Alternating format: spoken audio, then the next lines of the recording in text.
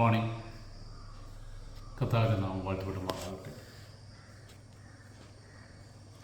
നമ്മൾ യോഹന്നാൻ്റെ സുവിശേഷം 2-ാം അധ്യായം അതിൻ്റെ 23-24 വായിക്കുന്നത്. അവൻ പ്രവർത്തിച്ച അടയാളം കണ്ട് വളരെ പേർ അവൻ്റെ നാമത്തിൽ വിശ്വസിച്ചു.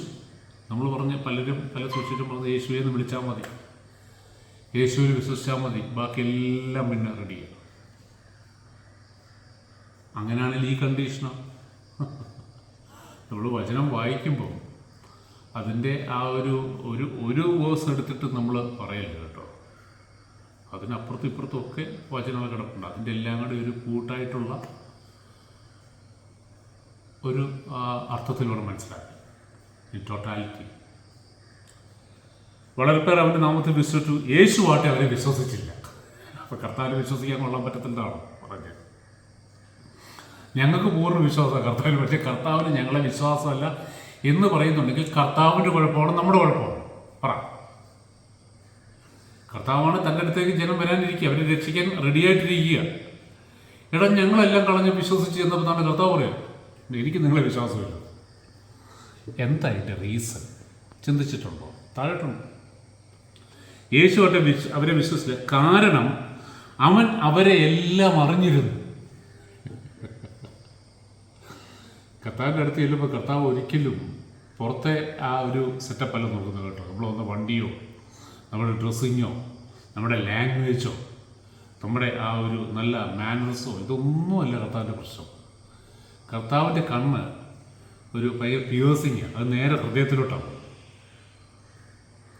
ഒറ്റ നോട്ടത്തിൽ കർത്താവിനെ പിടികിട്ട് ഇവിടെ എന്തായിരിക്കുന്നത്, പുറമേ ഉള്ളതെല്ലാം ഒരു സെറ്റപ്പാണ് അല്ലെങ്കിൽ ഫേക്കാണ്, ഇതൊന്നുമല്ല അകത്ത് എന്ന് കർത്താവിനെ പെട്ടെന്ന് ഇവരൊക്കെ വന്ന് കർത്താവിൻ്റെ അടുത്ത് വലിയ കർത്താവെ ഞങ്ങൾ വിശ്വസിക്കുന്നു, നീ ദൈവപുത്രനാണ്, അല്ലാതെ വേറെ ആർക്കൊന്നും ചെയ്യാൻ പറ്റത്തില്ല എന്നൊക്കെ പറയുമ്പോഴും കർത്താവ് ഒരു കണ്ണിലോട്ടല്ല നോക്കുന്നത്, കർത്താവ് ഒരു ഹൃദയത്തിലോട്ടാണ് നോക്കുന്നത്.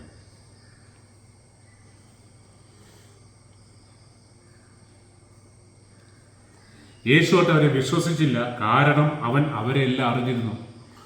അപ്പോൾ ഇവര് പുറമെ വലിയ കാര്യങ്ങൾ പറയുമ്പോൾ കർത്താവ് ഹൃദയത്തിലോട്ട് നോക്കിക്കൊണ്ടിരിക്കുക. അപ്പോൾ ഈ പറയുന്നതും ഹൃദയത്തിലുള്ളതുമായിട്ട് യാതൊരു ബന്ധമില്ലാന്ന് കർത്താവ് അന്നേരം ഇവിടെ കിട്ടി. വചനത്തിൽ പറയുന്നൊരു കാര്യമുണ്ട്, ഇവര് അധരം കൊണ്ട് എന്നെ ആരാധിക്കുന്നു, എന്നെ സ്തുതിക്കുന്നു, പക്ഷെ ഇവരുടെ ഹൃദയം എന്നിൽ നിന്ന് വളരെ അകലെയാണ്. അങ്ങനെയുള്ള ആൾക്കാർ ഭൂമിയിലുണ്ട് അല്ലേ? നമ്മൾ പലപ്പോഴും നമുക്ക് പല രാഷ്ട്രീയക്കാരനും പ്രസംഗിക്കുമ്പോൾ നമുക്കറിയാം, അവർ ഇലക്ഷൻ സമയത്ത് എന്തെല്ലാം വാഗ്ദാനങ്ങളാണ് തരുന്നത്. എൻ്റെ ഹൃദയം നിങ്ങൾക്ക് വേണ്ടിയിട്ട് അങ്ങ് മിടിക്കുക എന്നാണ് പറയുന്നത്. അപ്പോൾ പാവം ജനം ഇതെല്ലാം വിശ്വസിക്കും, വോട്ട് ചെയ്യും. പക്ഷെ ഇവരുടെ ഹൃദയത്തിൽ ഈ പറഞ്ഞതുമായിട്ട് എന്തെങ്കിലും ഒരു ബന്ധമുണ്ടോ? നമുക്കത് പിടിയിട്ടില്ല, കാരണം നമുക്ക് ഹൃദയത്തെ റീഡ് ചെയ്യാൻ അറിയത്തില്ല. അതേസമയം കർത്താവിൻ്റെ അടുത്ത് നമുക്കൊരു വ്യാജവും കാണിക്കാൻ പറ്റത്തില്ല, ഒരു വ്യാജവും. നമ്മൾ എന്ത് കാണിച്ചാലും അതിൻ്റെ എല്ലാം മോട്ടീവ് എന്താണെന്ന് കർത്താവ് നോക്കുന്നത്. നമ്മൾ കർത്താവിന് വേണ്ടിയിട്ട് കോടിക്കണക്കിന് രൂപ സ്പെൻഡ് ചെയ്യാമെന്ന് വിചാരിച്ചു, പക്ഷെ നമ്മളിത് എന്തുകൊണ്ട് ചെയ്തു എന്നാണ് കർത്താവ് നോക്കിക്കൊണ്ടിരിക്കുന്നത്. നമ്മുടെ ഹൃദയം എവിടെയാണ്? ജെന്യുവിനാണോ? കർത്താവിനുള്ള സ്നേഹത്തിലാണോ? ചുറ്റുപാടുള്ളവരോടുള്ള ആ സഹതാപത്തിലാണോ? അല്ലെങ്കിൽ അനുകമ്പയിലാണോ? അതോ എനിക്ക് സമൂഹത്തെ കുറിച്ച് പേരെടുക്കണം, ഒരു വലിയ ഞാനൊരു ദാനധർമ്മിയാണെന്ന് എല്ലാവരും പറയും, എൻ്റെ പൈസ കൊണ്ട് ഇഷ്ടം പോലെ, ഇനി എനിക്ക് പേരാകട്ടോ, അതാണ്. അപ്പോൾ വളരെ ശ്രദ്ധിച്ചോളൂ. ഞാൻ ഒരു ദൈവത്തിലാണെന്ന് പറയുമ്പം ഓർത്തോണം, കർത്താവ് എന്നെ അംഗീകരിക്കുന്നുണ്ടോ?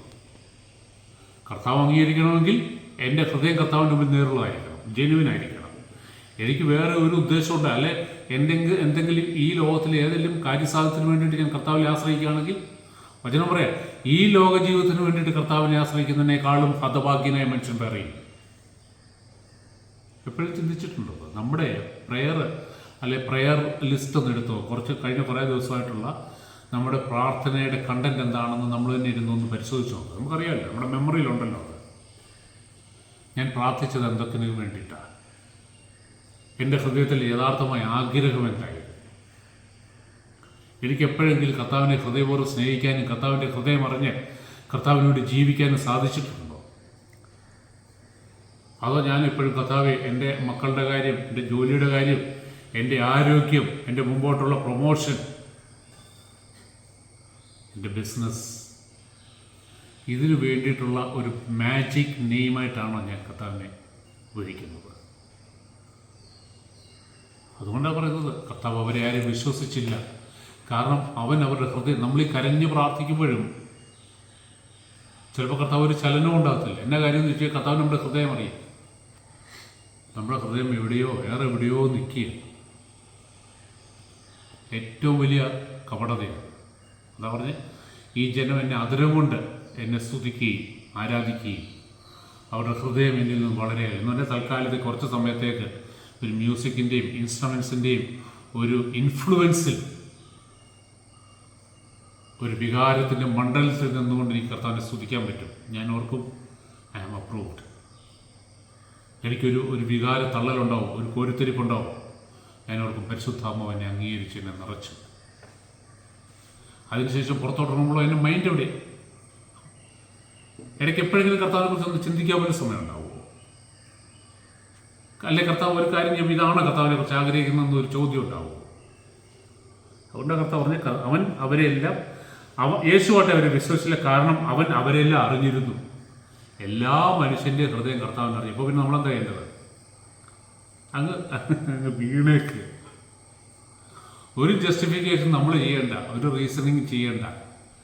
കർത്താവെ എനിക്ക് പറ്റുന്നില്ല, എന്നെക്കൊണ്ട് ഇത്രേ പറ്റുന്നുള്ളൂ. I am the most insignificant person, helpless person, but I have confident dependence upon you. ഇതാ പ്രാർത്ഥന. കർത്താവ് അനുഗ്രഹിക്കട്ടെ.